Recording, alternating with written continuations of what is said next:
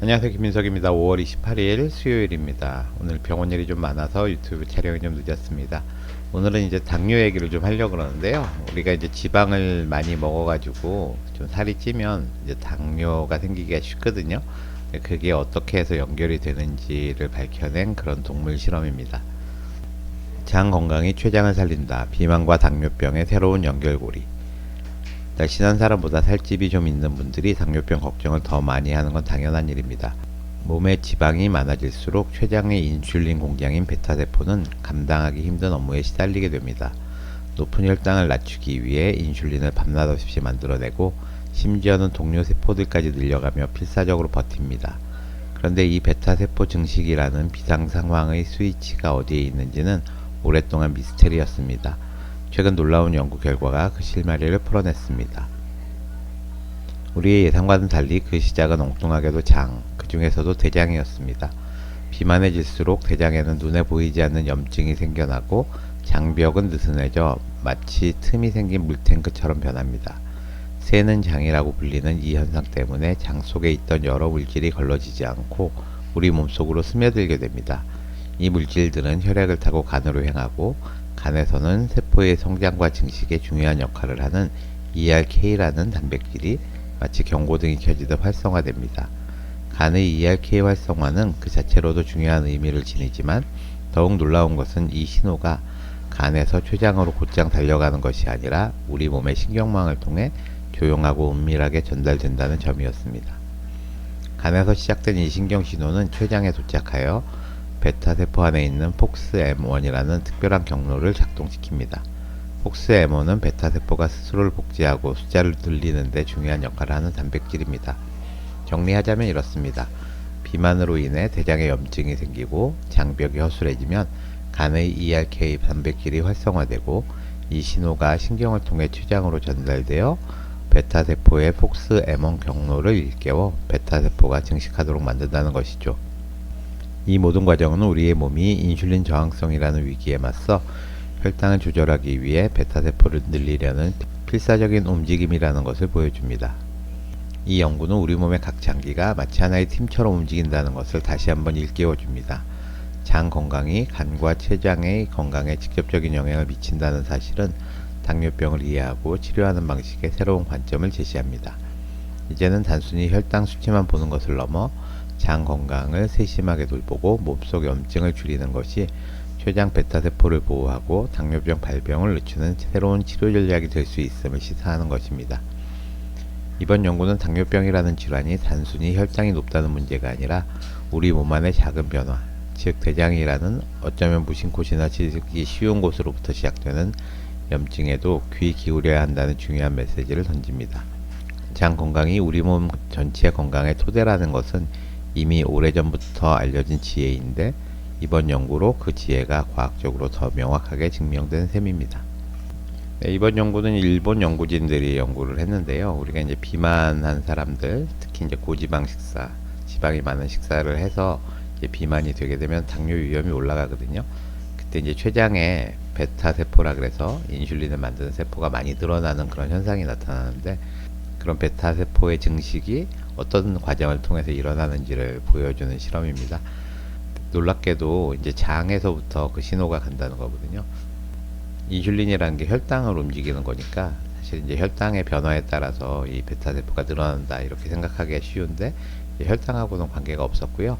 장에 염증이 생겨서 이제 장이 새는 장이라 그래서 장벽이 이제 누수가 있는 겁니다. 그러면 장에 있는 물질들이 우리 몸으로 이제 막 들어오게 되는 거죠. 어떤 요과 장치가 없이 우리 몸으로 막 들어오게 되면 이 신호가 이제 간으로 가서 거기서 ERK라는 신호가 이제 켜지게 되면 이게 이제 뇌까지 갔다가 다시 췌장으로 오는 그런 복잡한 경로를 통해서 이제 베타세포가 늘어나게 되고 베타세포가 늘어나면 거기서 이제 인슐린이 많이 나오는 그런 악순환을 거치다가 이제 당뇨병이 된다. 그래서 이제 당뇨를 예방한다거나 치료하는 데 있어서 중요한 거는 우리의 장을 튼튼하게 만드는 거고 장을 튼튼하게 만들려면 이제 장내세균이 많아야 된다. 뭐 이런 게 전체적인 스토리입니다. JCI 인사이트라는 곳에 이제 실린 논문이고요. 연구자들은 이제 일본 사람들이고 콜로닉 인플라메이션이라는 게 대장의 염증이고요. 트리거라는 건 어떤 걸 유발한다. 베타셀의 증식을 유발한다는 거고요. 오비시티 디벨롭먼트라는 게 비만이 이제 생길 때라는 거고, 비아 리버 투 판크레아스 인터 오간 메커니즘, 간에서 췌장으로 가는 그런 장기 간의 어떤 기전에 의해서 췌장의 베타세포의 증식이 일어난다는 그런 내용입니다. 이 논문은 이렇게 그래피컬 앱스트랙트라 그래가지고 그림 하나로 전체를 해설하는 그런 게 있는 게 특징인데요. 그림이 모두 13장이 있는 그런 실험인데 14번째 그림이 이제 그 모델입니다. 이걸 보시면 비만이 있게 되면 이 장벽이 이렇게 리키것이라 그래서 이쪽이 이제 장의 내강이고 이쪽이 몸이거든요. 장이 이렇게 튼튼하지 못하면 이 안으로 여러 가지 물질들이 이제 들어오게 되는 거거든요. 그러면 장에 염증이 생기고 이게 간에서 ERK라는 게 활성화가 되면 뇌로 가는 신호는 내장신경을 통해서 뇌로 어떤 신호가 가고, 여기서 미주신경을 통해서 췌장으로 신호가 내려오는 거, 올라가는 거는 내장신경, 내려오는 거는 그 미주신경을 통해서 췌장으로 신호가 가면 췌장에 있는 이제 베타세포가 이제 증식을 하게 된다. 그림이 13장이나 있어서 이걸 다 설명을 드리면 지루하실 텐데 간단하게 이제 보시면 이게 모식도고요. 이제 쥐는 이제 8주된 쥐를 이용해서 7일 동안 DSS라는 걸 주면 대장의 염증이 이제 유발이 됩니다. 대장의 염증을 유발했을 때 이제 체중이 염증이 생기면 이제 체중이 좀 빠지는 거고요. 패스팅 블러드 글루코스라는 게 공복 혈당인데 혈당에는 이제 차이가 없고, 또 패스팅 플라즈마 인슐린, 인슐린의 그 혈장 레벨도 이제 군의 차이가 없다는 거고요. 이거는 인슐린을 주고 혈당을 보는 그런 건데 그 염증을 일으키더라도 이제 인슐린에 대한 변화가 큰 차이가 없다. 이런. 그림 2는 이쪽이 이제 염증을 유발한 거잖아요. 염증을 유발하면 장의 길이가 짧아진다는 거고, 장의 병변이 얼마나 활성화되어 있는지를 보면 염증을 유발하면 이 장벽에 여러 가지 병리적인 변화가 생긴다는 그림이고요.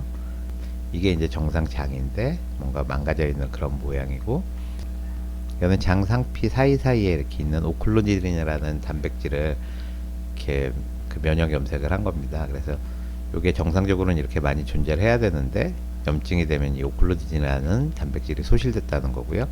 전체적으로 이만큼 뚝 떨어지게 되고, 이게 소실이 되면 어떤 문제가 있냐면은 장이 이렇게 새는 겁니다. 장이 새는 거를 이제 측정한 게 덱스트란이라는 거를 넣고 얼마나 빠져나가는지 혈장으로 보면 염증을 유발하면 이렇게 올라가고, LPS라는 것도 역시 혈중으로 많이 이렇게 장을 통해서 빠져나가서 혈중으로 간다. 그런 게 그림 2고요. 그림 3은 이렇게 염증을 유발했을 때 간에서 ERK라는 게 이렇게 활성화된다는 거고, 이만큼 활성화됐다는 걸 보여주는 거고요.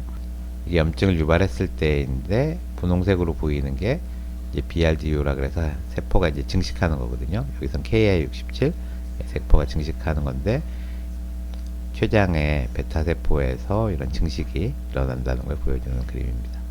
염증을 유발하면 이 궤도에 있는 췌장세포에서 KI67이 많아져서 이게 증식이 된 거고요. 그래서 장에서 염증을 유발하면은 췌장의 이제 궤도세포에 베타세포가 이렇게 증식한다는 것을 실험으로 증명한 거고요. 그 다음 사진은 이제 더블 네가티브 맥이라 그래서 이 ERK를 억제해 주는 거를 이제 집어넣어 준 겁니다. 여기 염증을 유발하면 ERK가 올라가는데 더블 네가티브 맥을 넣으면 이제 그게 없어지는 걸 볼 수가 있죠. 이렇게 하고 나서 효과를 보니까 염증을 유발하면 이렇게 증식하는 세포들이 많이 보이는데 이제 맥을 억제를 하니까 없어졌다는 거죠. 궤도세포의 증식이 염증 유발하면 많아지는데 맥을 억제를 하니까 이게 컨트롤하고 비슷하게 사라졌다는 것을 보여주는 세포입니다. 그래서 그 다음은 이제 너브의 영향을 보는 건데요. 염증을 유발한 다음에 내장신경을 캡사이신을 이용해서 이렇게 차단을 하고 나니까 염증을 유발해도 궤도세포의 증식이 억제되더라는 거고, 같은 실험을 미주신경을 이제 잘랐을 때도 마찬가지로 염증을 유발을 해도 이 미주신경을 자르면 궤도세포의 증식은 일어나지 않는다. 이 신호가 내장신경을 통해 갔다가 미주신경을 통해서 내려오는데 거기를 잘라버리면 이런 효과가 없어진다는 것을 보여주는 거고요.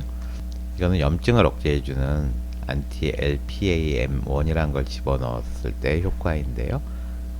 염증을 유발하면 오클루딘이 거의 없어지는데 염증을 억제하는 LPAM1을 집어넣으니까 다시 오클루딘이 이제 상승한다. 염증 때문에 오클루딘이 떨어지고 그 염증을 억제해주면 다시 오클루딘이 올라가는 걸 보여주는 그림이고요. 역시 염증을 막아주면은 ERK가 사라지고 췌도세포가 많아지는 것도 억제된다. 그래서 장의 염증이 이런 췌도세포 증식에 가장 중요한 그 팩터가 된다는 걸 보여주는 거고요.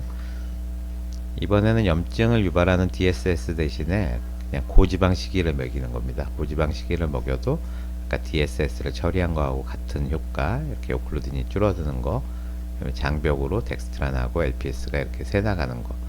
그래서 DSS로 염증을 유발하는 거나 하이펫 다이어트를 시키는 게 같은 효과가 있다는 걸 보여주는 실험이고요. 역시 하이펫 다이어트를 시키니까 췌도에서 이렇게 베타세포 증식이 일어난다는 거, 하이펫 다이어트를 시키면서 아까 그 염증을 줄여주는 anti-LPAM1 항체를 집어넣어 줬더니 그런 효과가 다시 사라져서 장이 새는 것도 막아준다. 그런 내용이고요. 고지방 식이를 하면서 LPAM1을 넣으면 ERK 액티베이션도 없어지고 또 췌도세포의 증식도 막아준다. 그래서 고지방 식이를 하면 췌도세포가 이렇게 증식을 하고 장의 염증을 막아주면 그게 증식 같은 게 다시 줄어들기 때문에 고지방 식이는 장의 염증을 유발해서 그것을 통해서 췌도세포의 증식을 유발한다는 걸 보여준 그림입니다. 그때 이제 인터류킨 23이 그 중요한 역할을 한다는 그림입니다. 상당히 복잡한 논문이긴 한데 요약을 하면 우리가 고지방 식이를 하게 되면 일단 장에 염증이 생기는 게 1번입니다. 장에 염증이 생기면 장벽이 이렇게 헐거워져요. 헐거워지면서 거기서 여러 가지 물질들이 우리 몸으로 흡수가 되거든요. 그럼 이 흡수된 물질이 결국 간으로 가서 간에서 어떤 스위치를 켜게 되면 이게 췌장으로 가서 췌장에서 췌도세포를 늘리게 되고 궤도세포를 늘리면 이제 인슐린이 많이 나오면서 이제 인슐린 저항성을 유발한다. 이게 논문의 핵심입니다. 그러니까 우리가 살이 찌지 않고 당뇨가 없어지려면은 그 고지방 식이를 일단 피해야 되고 또 장에 염증이 생기지 않아야 되거든요. 장에 염증이 생겨서 어떤 새는 장 증후군이 되면 만병이 이제 생기는 거기 때문에 이 장을 벽을 튼튼하게 하려면 결국은 장내세균이 많아야 되고 장내세균이 많으려면 장내세균이 좋아하는 여러 가지 그 섬유질을 충분히 먹는 게 가장 건강에 도움이 되고 비만하고 당뇨 예방에도 도움이 된다. 이거를 이해하시면 되겠습니다. 그럼 저는 내일 뵙겠습니다. 감사합니다.